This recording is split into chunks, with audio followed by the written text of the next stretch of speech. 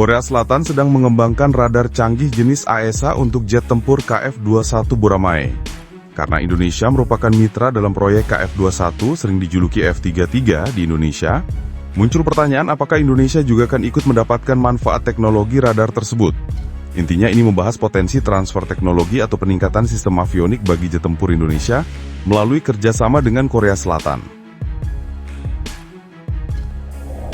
Indonesia secara resmi menjadi negara pertama yang berstatus sebagai pelanggan ekspor dari pesawat tempur generasi mendatang asal Republik Korea, yakni KF-21 Boramae, yang di lingkungan militer Indonesia kelak akan dinamai F-33. Jet tempur ini dirancang sebagai platform tempur multiperan generasi baru dan merupakan hasil kolaborasi teknologi tinggi antara Korea Aerospace Industries dan mitranya dari Indonesia, yaitu PP Dirgantara Indonesia.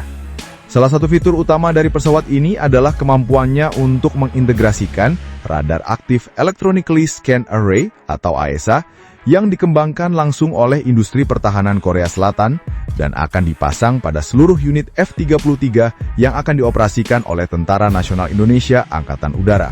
Penggunaan radar AESA ini tidak berhenti pada proyek KF-21 Boramae semata.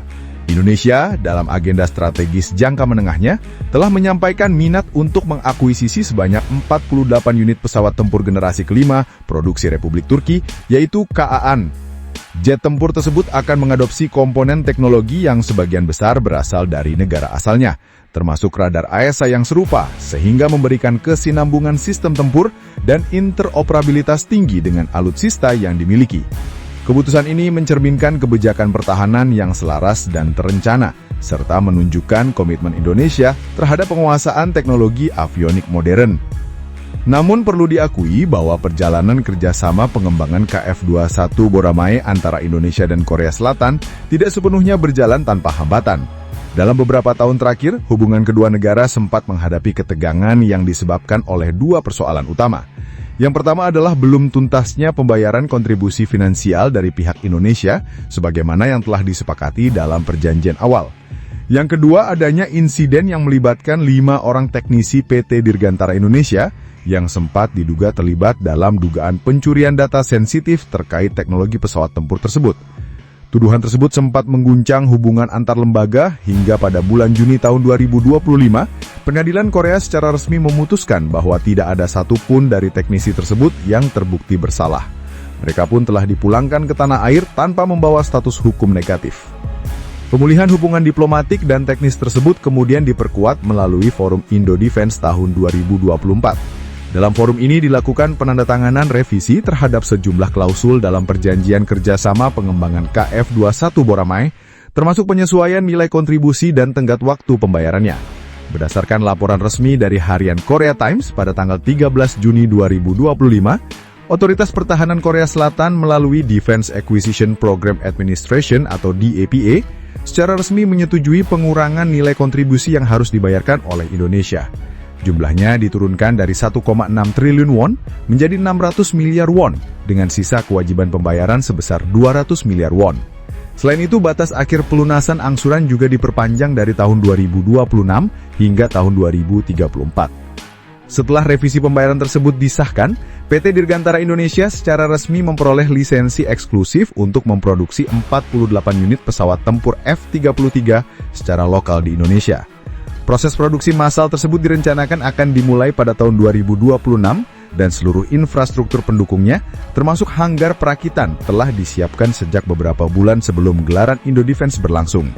Inisiatif ini mencerminkan kesiapan industri pertahanan nasional untuk mengambil alih sebagian tanggung jawab produksi dari proyek strategis internasional, sekaligus memperkuat kapasitas teknologi dan sumber daya manusia dalam negeri.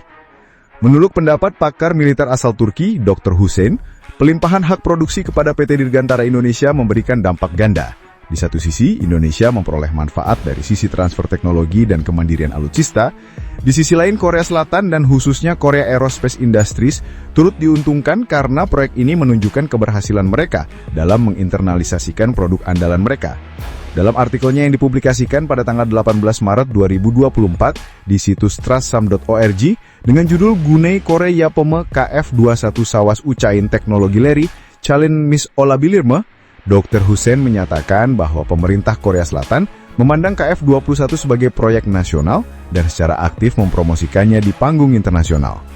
Dampak positif dari keterlibatan Indonesia juga terlihat dari meningkatnya minat negara-negara sahabat, terutama di kawasan Timur Tengah. Salah satu contoh signifikan adalah Uni Emirat Arab yang telah menandatangani Letter of Intent atau LOI dengan Angkatan Udara Republik Korea pada tanggal 22 April 2025.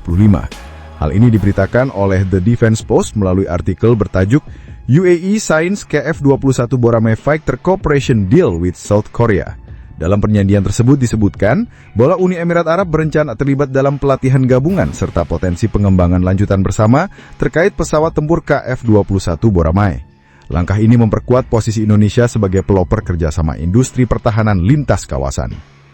Keputusan Indonesia untuk berpartisipasi secara aktif dalam pengembangan dan produksi F-33 terbukti sangat strategis.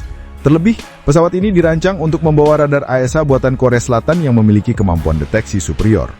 Radar tersebut tidak hanya mampu melacak keberadaan pesawat musuh di berbagai ketinggian dan kecepatan, namun juga dapat mengenali target di darat maupun di laut, dan yang terpenting adalah kemampuannya untuk mengendalikan peluru kendali secara presisi. Ini memberikan keuntungan taktis yang signifikan bagi pilot TNI AU dalam menghadapi skenario tempur modern. Merujuk pada informasi dari laman resmi Hanwha Systems, radar AESA yang akan digunakan dalam KF-21 Boramae dirancang sebagai radar multifungsi generasi baru. Radar ini memiliki kemampuan untuk memberikan informasi real-time terkait jarak target, arah azimut, ketinggian, kecepatan relatif, hingga posisi target yang tersembunyi. Dengan akurasi yang tinggi, radar ini juga dapat menjadi pusat kendali tembakan bagi sistem senjata terpadu yang dibawa oleh pesawat. Hal ini menjadikan KF-33 sebagai salah satu pesawat tempur dengan kemampuan situasional terbaik di kelasnya. Kehadiran radar AESA dalam armada KF-21 Boramae membawa Korea Selatan sejajar dengan negara-negara besar lainnya yang selama ini dikenal unggul dalam pengembangan sistem avionik seperti Amerika Serikat, Inggris, Prancis, Swedia, dan Israel. Oleh karena itu, keterlibatan Indonesia dalam proyek ini bukan hanya memberikan nilai strategis bagi keamanan nasional, namun juga memperkuat posisi Indonesia dalam percaturan geopolitik dan teknologi pertahanan global yang semakin kompetitif. Secara ekonomi, kerjasama antara Indonesia dan Korea Selatan dalam pengembangan KF-21 Boramae juga memberikan dampak yang signifikan terhadap kebangkitan industri pertahanan nasional.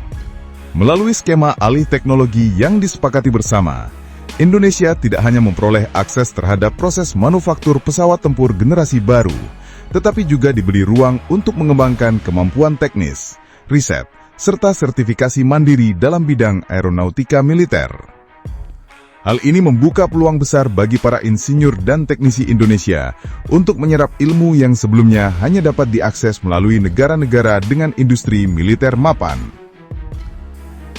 Bukan hanya PT Dirgantara Indonesia yang akan merasakan manfaat dari program ini, namun juga sektor-sektor pendukung lainnya seperti industri logam presisi, manufaktur komposit, sistem avionik, perangkat lunak pertahanan, serta lembaga pendidikan tinggi yang memiliki program studi berbasis teknologi Dirgantara. Integrasi antara dunia industri dan dunia akademik dipastikan akan mengalami percepatan, khususnya melalui proyek-proyek pengembangan bersama serta pelatihan intensif yang melibatkan pakar dari Korea Selatan dan mitra internasional lainnya. Dari sudut pandang politik luar negeri, partisipasi aktif Indonesia dalam proyek KF-21 Boramae memberikan sinyal kuat kepada komunitas internasional bahwa Indonesia bukan sekedar pasar alutsista, tetapi juga mitra strategis yang dapat dipercaya dalam membangun sistem pertahanan modern berbasis kolaborasi jangka panjang. Sebagai negara demokrasi terbesar di Asia Tenggara, Indonesia dipandang memiliki posisi geopolitik yang strategis dalam menjaga stabilitas kawasan Indo-Pasifik. Oleh karena itu, keberhasilan Indonesia dalam proyek ini akan meningkatkan daya tawar diplomatiknya di berbagai forum multilateral, seperti ASEAN Defense Ministers Meeting Plus, ADDM Plus, Forum Shangri-La, hingga United Nations Peacekeeping Operations. Secara militer, kehadiran F-33 dalam kekuatan tempur TNI Angkatan Udara akan secara langsung meningkatkan efek deterensi atau daya gentar terhadap potensi ancaman eksternal. Pesawat ini dirancang untuk mengisi kekosongan antara jet tempur generasi keempat yang masih aktif digunakan Indonesia, seperti F-16 dan Sukhoi 30, serta kemungkinan akuisisi jet tempur generasi kelima di masa depan, seperti Kaan dari Turki. Dengan teknologi radar AESA, sistem pertahanan elektronik canggih, dan kemampuan integrasi rudal udara ke udara, serta udara ke darat jarak jauh, F-33 dapat diandalkan untuk misi patroli udara, intersepsi cepat, pengintaian strategis, serta penyerangan presisi tinggi dalam konflik terbatas. Lebih jauh lagi, keikutsertaan Indonesia dalam fase produksi KF-21 Boramae memungkinkan TNI AU untuk mengembangkan skema pemeliharaan dan peningkatan kemampuan pesawat secara berkelanjutan, tanpa sepenuhnya bergantung kepada negara produsen. Hal ini dikenal dengan istilah Sustainable Air Capability, yaitu kemampuan sebuah negara untuk merawat dan meningkatkan sistem tempur udaranya tanpa terganggu oleh embargo, krisis logistik global, atau perubahan kebijakan luar negeri dari negara produsen. Dengan adanya lisensi produksi, Indonesia berpeluang besar untuk mengembangkan varian lokal F-33 yang lebih sesuai dengan karakteristik geografis, strategi pertahanan aktif, dan kebutuhan operasional TNI AU di masa depan. Keberhasilan Indonesia dalam mengamankan hak produksi dan memperkuat kerjasama strategis dalam proyek ini juga menjadi momentum penting untuk menata ulang arah kebijakan pengadaan alutsista nasional. Selama beberapa dekade terakhir, Indonesia dikenal sebagai pembeli akhir dari produk pertahanan negara lain, tanpa keterlibatan yang berarti dalam tahap desain atau pengembangan. Namun, melalui proyek KF-21 Boramae, paradigma tersebut mulai berubah. Indonesia kini tidak hanya menjadi pemesan, tetapi juga menjadi mitra pengembang sekaligus produsen, sebuah posisi yang sangat langka bagi negara berkembang di kawasan Asia Tenggara. Dalam konteks transformasi pertahanan nasional, model kerjasama seperti ini menjadi sangat relevan, mengingat dunia saat ini tengah memasuki era persaingan teknologi militer berbasis kecerdasan buatan, sistem drone swarm, hypersonic glide vehicles, serta pertempuran berbasis spektrum elektromagnetik. Oleh karena itu, keterlibatan Indonesia dalam proyek yang sekompleks KF-21 Boramae bukan sekedar pengadaan pesawat tempur baru, melainkan juga langkah strategis menuju penguasaan teknologi pertahanan canggih yang akan menopang kedaulatan dan keamanan nasional dalam jangka panjang. Dukungan penuh dari pemerintah Republik Indonesia melalui Kementerian Pertahanan dan kerjasama yang erat dengan BUMN Pertahanan menjadi prasyarat mutlak agar seluruh proses ini berjalan sesuai rencana. Tidak kalah pentingnya adalah peran masyarakat sipil dan dunia pendidikan tinggi dalam mengawasi dan memperkuat ekosistem pertahanan nasional yang sehat, transparan, dan akuntabel. Kolaborasi tiga unsur utama, yaitu pemerintah, industri, dan masyarakat, akan menjadi fondasi kuat bagi kemajuan Indonesia dalam bidang pertahanan udara modern. Thanks banget buat yang udah nonton sampai habis. Kalau suka, ya di like aja. Kalau merasa cocok, langsung subscribe. Dan kalau jempol udah gatal pengen ngetik, antem aja tuh kolom komentar. Mau debat? Boleh. Mau bercanda? Gas! Yang penting sopan.